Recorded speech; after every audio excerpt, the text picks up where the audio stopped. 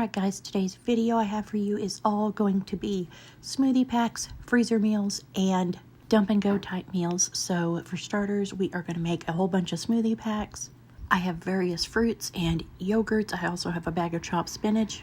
And I've already labeled all of my Ziploc bags with what kind of fruit and yogurt I'm going to put in them. So now I'm just going to put in a layer of yogurt, a layer of spinach, a layer of fruit. And if I would have been able to find it in my freezer, I would have added some flaxseed to these, but I have no idea where it is at the moment. So that's all I'm putting in these. I'm sealing them up, and I'm going to put them in the freezer. And when we have these, what we will do is just run some cold water over it so it'll come out of the bag, drop it into my blender, and then we usually just use milk with them anyway. So we'll pour some milk in there and blend it up, and our smoothies will be ready to go. I thought this would come out way cheaper than the smoothie packs that I've been buying at Walmart that already have the spinach and veggies and everything in them. So anyways, I'm super thrilled to have those done. And now we're going to move on to some prep with some ham. I have 2 pounds of diced ham. I have mushrooms, onions, and some bell peppers. And what I'm going to do with these bags that I've also already labeled on these is I'm going to fill some up with just ham to throw in things like scrambled eggs or potato soup or what have you. I'm also going to do some that are just ham and mushrooms, because when James is home, he loves to have a ham and mushroom omelet. And this will have my fillings already prepped for me so that I can just pull it out and make breakfast. The rest of the bags will have ham, mushrooms, onions, and bell peppers. We can use those in our breakfast burritos, scrambled eggs, quiches, you name it. So I'm just, like I said, going to get these filled up. Plus, I'll be kind of spreading the ham further than one meal by going ahead and dividing it up now. So after I get this all filled up, I'll show you how these turn out. If I would have thought about it at the time, I could have went ahead and dumped the rest of the spinach that I didn't use in the smoothie packs into a couple of these bags, and that would have been a really good idea as well. This summer, I plan to make some with ham and Swiss chard, and some with ham, bell peppers, onions, and Swiss chard, because we really like doing the fresh Swiss chard from the garden. And I plan to grow fresh spinach too, so I'll probably do some with spinach and some of the Swiss chard. Anyways, here is how my packages turned out, and I'm going to get these in the freezer and move on. Okay, so next we are going to work on some meatballs. I'm going to do some with spaghetti sauce, mushrooms, bell peppers, onions, olives, and garlic. For these, Mika wanted to help me out, so she's holding bags and making sure things don't spill. And I'm just putting in half the meatballs into each one, and then I'm adding a few handfuls of mushrooms and onions while she adds the sauce jars. And after she added the jars of sauce, what she did was add a little bit of water, shake them up, and get any little loose bits of sauce out as well. Meanwhile, I'm throwing in bell peppers, onions, and olives now. And we are just working on getting 2 bags of spaghetti and meatballs in the freezer. I also added some Italian seasoning, but I forgot to set this out when I was prepping the ingredients and getting things ready to go. Also, I don't know why I only took out 1 bag of sauce for each of these bags, because we usually use 2 to 3 bottles of marinara anytime we do spaghetti. So I went ahead and ended up taking out 2 more jars of the sauce and adding those to each one as well, just because I wanted to make sure that each bag would be one whole meal. I am just using Save-A-Lot's spaghetti sauce mix today, or maybe Aldi's, I don't remember. Anyways, you can use whatever kind you want to do if you want to go ahead and make up your spaghetti sauce like this. Just to make things easier, I can throw this in my slow cooker, put it on low, and come back later, make up some noodles, and we are ready for dinner. We have actually already eaten one of the bags at the time that I am doing this voiceover, and it was a lifesaver the other day when I had a horrible migraine and I just didn't feel like standing in the kitchen. I just had Mika thaw it out enough to get it out of the bag and throw it in the slow cooker. She put it on low, and then that evening when I was feeling a little bit better, all I had to do was just make the spaghetti noodles, drain them, and add it to the sauce, and we were ready to go. Now I'm going to make a third meal with meatballs, and this is one that is new to us. but I do always hear that people enjoy this one. So what I'm going to do is meatballs with grape jelly and chili sauce. From what I've read, you do half and half on the jelly and the chili sauce in your bag. You want to mix those together with your meatballs. I imagine it is probably easier to mix the jelly and the sauce together than add the meatballs. Anyways, I'm hoping we'll enjoy this one. We have not tried it yet, so I'm not sure yet, but I do know a lot of people make this freezer meal, so I feel like surely if that many people make it, it can't be that bad. I don't know, but anyways, you just put this one in your slow cooker on low until your meatballs are hot and your sauce is sticky, and you're ready to go. Now, Miss Mika, she was really wanting to help out, so she added the meatballs to the bag for me, and I'm just squeezing out all the air and getting this mixed up so it'll be ready to go in the freezer, just like that. Now, we will probably eat these with rice. I think that would probably be a good side for the meatballs, or we could serve them actually on top of the rice. But anyhow, we're moving on. The next thing I'm going to do is make a freezer fajita pack. So I've already sliced up all my chicken breast. And yes, I'm touching the chicken with my hands. I know, but there's a thing called soap and water. So anyways, I am getting this bagged up. I'm going to do a bag of just sliced up chicken breast, and I'm going to season it up. I was going to do my seasoning from scratch, but then I found a fajita packet in my drawer that it was actually from like a fajita kit we picked up at some point in time. So I just used that up. I added some garlic, and now I'm going to seal this up. And then in separate bags, I will also bag up my bell peppers and onions, and I will bag up some mushrooms. The kids and I just eat our fajitas with chicken, bell peppers, and onions, but James, not little James, big James, actually will not eat peppers or onions, so he eats mushrooms and chicken in his fajitas. So I try to accommodate that. So I'm going to add a baggie of mushrooms as well as a baggie of bell peppers and onions, and then I will combine all of the bags into a larger bag. Now, if you have a smaller family, you could use less chicken and use a quart-sized bag, and this would be a lot easier to fit everything into a gallon-sized bag. Or if you could get some 2-gallon bags, then you could combine all of your smaller bags into a 2-gallon bag, and again, it would be easier to seal than fighting to put everything into a 1-gallon bag if you have a large family. But I did manage to make it work. So now I'm just adding my chicken to the bottom of the bag, getting it squeezed down in there. And next I'm going to add my bags of onions and bell peppers. And then once I get that wiggled in there, I will add my bag of mushrooms.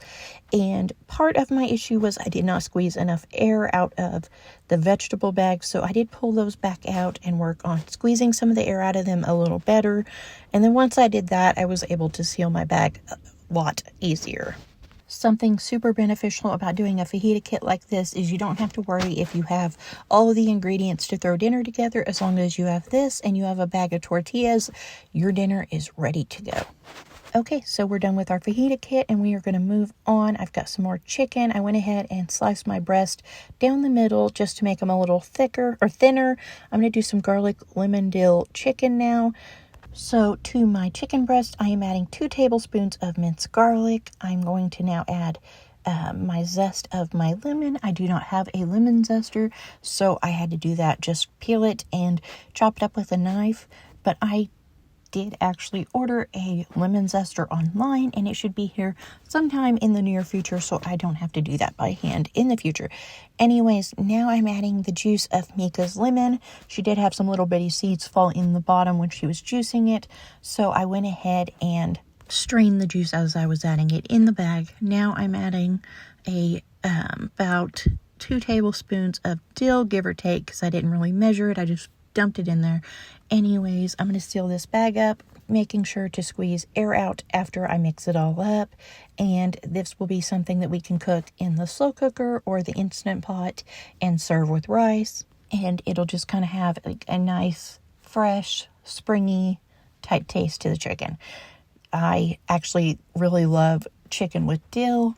So I'm super happy to have this one in the freezer. Okay, anyways, now that I've got this mixed up and Miss Mika and I are just sniffing on it and talking about how good it's going to be, we are going to seal this up and I'll show you what it looks like all mixed up in the bag before we move on to our next meal. I feel like, especially in my last 7 years of homeschooling kids, freezer meals have become something that is so necessary. And I wish I would have done more freezer cooking back when I was working 2 jobs and had 3 kids, because it would have been helpful then too. Anyways, there is my finished chicken, and I'm moving on to some Italian chicken with green beans and new potatoes. Now, when I was making the fajita pack and I found that, I also found this Italian seasoning, and I thought, I'll just do this instead of opening a jar of Italian dressing. So I'm getting this mixed up in the bottom of the bag. It just called for the packet, apple cider vinegar, which I am just going to measure and pour directly over the bag. And once I get that in there, now I'm going to give this just a quick mix up and get ready to add the rest of my ingredients. Now I only have one can of green beans, and I only have 1 can of new potatoes in my kitchen at this time because I didn't shop ahead thinking of making this. I just had extra chicken and decided to make this. So when I actually served this meal, what I ended up doing was I had a bag in my freezer full of green beans just from the garden, and I ended up tossing those in there with this to cook, just because I know when I do the Italian chicken and green beans and potatoes, my kids expect way more green beans than they do chicken. So anyways, I'm adding my potatoes and my green beans to this, but in the future, I will probably use about 4 cans of green beans when I do this, because 1 can of green beans is just not realistic for 5 kids that absolutely love green beans with that flavor of the Italian dressing and the chicken. Okay, so I'm just going to squeeze out my air out of my bag so that I can get this kind of mixed up. I don't want to mix it up too much because I don't want to mash my green beans up. So I'm just going to call that good. And here is my meal. Okay, so the next meal we're going to do is chicken and mushrooms with gravy. I'm going to get everything mixed up and going in our bag, and this is just a quick and easy meal to make in the slow cooker. And when I make this, I'll make up some mashed potatoes and serve those on the side, or serve the chicken over the mashed potatoes, something like that. Okay, so into my gallon-sized bag, I'm going to go ahead and start making up my gravy. I'm going to use a can of cream of mushroom. If you would prefer cream of chicken or cream of celery or something like that, you could use that as well. But I'm just going with cream of mushroom because I'm also adding a whole lot of fresh mushrooms to this, because we are a family that really enjoys mushrooms in our food. I know some people do, some people don't. Now I'm going to add a good big spoonful of garlic, some onion powder, and I'm just kind of measuring all this by eye. I'm not going by any measurements on this, so I can't really tell you exactly how much I'm adding, maybe a tablespoon or so of each. I went ahead and added my Worcestershire, and now I'm adding some black pepper. Again, I'm just kind of eyeing it as I go on the amounts. I'm going to add a gravy packet just to help to thicken things up as this cooks, and kind of give it a, what's the word I want to say? Beefy flavor to the gravy, I guess you could say. Okay, so now I'm going to get all this mixed up really good so that I can add my chicken and my mushrooms. I went ahead and already cut my chicken to like bite-sized pieces. You could leave it whole and shred it later, or you could do bite-sized like I did. Anyways, I've already added those to the bag and mixed it up. Now I'm adding my mushrooms.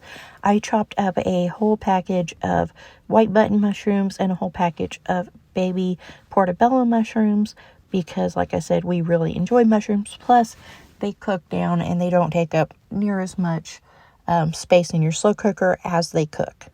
Okay, so now that I've got everything in there, I'm going to work on getting this sealed and getting all of the air out of the bag and getting it mixed up so that I can get it in the freezer.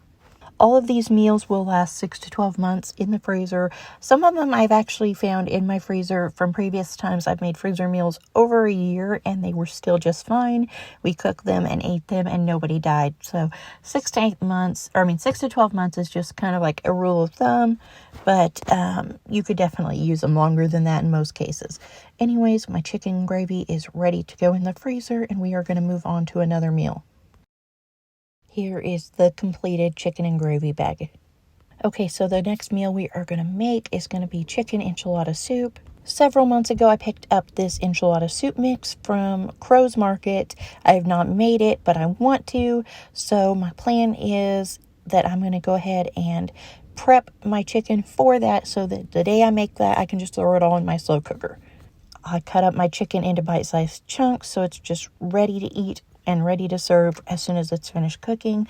I added a bouillon packet to that because it says to do 4 cups of chicken broth, but I don't have any chicken broth, so I thought if I add the bouillon packet, I'll just add the water when I start the soup in the slow cooker. I also went ahead and added my cup of green salsa, and I'm just going to get this sealed up and closed up without any air in it. So I'll just keep these in mind. And on a cold, rainy spring day, I'll pull this chicken out, drop it in the slow cooker, add my water, add my packet of my enchilada soup mix, and I will have soup ready to go without much fuss at all. This green salsa is a little bit spicy, so at the end I may taste this, and if the soup tastes spicy, what I will do is add a block of cream cheese and let that melt and stir it around at the end. Okay, so my chicken enchilada soup is prepped. We are going to move on to some ground beef. I have 3 of these rolls, and what I'm going to do with these is cook 2 of them in my slow cooker, and I will bag those up tomorrow when they are cooked all the way through, and I drain all the grease and cool them down. Now, I'm going to make half of a roll into a meatloaf. What I'm going to do is 2 of our chicken eggs, some breadcrumbs. I'm going to grind up some French fried onions, and I'm going to add some Payne County seasoning, which is salt, garlic, onion, black pepper, and turmeric. And so I'm going to just get everything added in here. That is my French fried onions that I ground up a whole cup of, and they just kind of turned into a thick, powdery substance, so I guess you could call it. Anyways, just that way my husband doesn't know there's onions in his meatloaf. Okay, so my breadcrumbs are in there, my eggs are in there, my seasoning is in there. I'm going to get this all mixed up and form my meatloaf. Okay, so once I get my meatloaf shaped, I will put it into a Ziploc bag and seal it up airtight, put it in the freezer, and on the day I plan to cook it, I'll take it out of the bag, put it in a baking sheet, let it thaw out for a couple hours, and then bake it for about an hour at 375. The last half an hour, I will uncover it, put some sauce over the top, and it'll be ready to serve. And I won't have to mess with mixing up the ground beef or interrupting my day, I guess you could say. Anyways, my ground beef is over here cooking. I saved 1 portion of just plain ground beef to use for tacos or something later. Well, probably not tacos because I'll probably use the cooked ground beef for that later because it'll be cooked and all I'll have to do is season it. Anyways, I ended up with 33 freezer meals today, including the ground beef that I took out later and divided up into baggies and froze already cooked and crumbled. So I'd say it was a pretty productive evening. I hope you guys enjoyed coming along and watching, and hope you got some good ideas from this video. If you did, please give it a thumbs up, subscribe if you haven't already, and I'll see you guys soon with another new video. Bye.